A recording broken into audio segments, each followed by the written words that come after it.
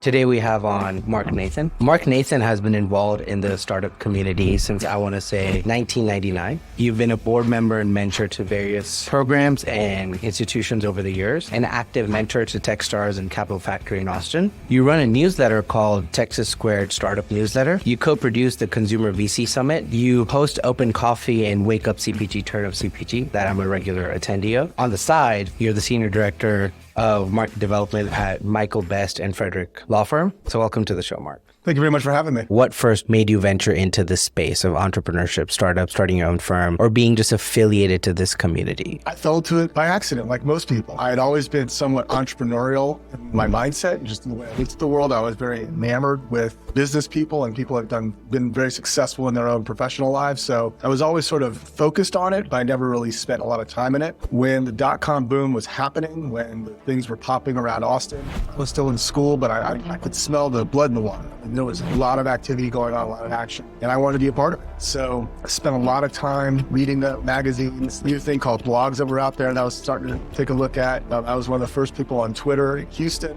I had a couple of dry runs, few stutter steps, and starting a couple of companies that never really panned out and never really pursued it because I've always been on the service-based side, and it just felt like a more natural fit for being in my personality type. If I'm running a company, I'm not super connected unless that's the part of the company that matters to me.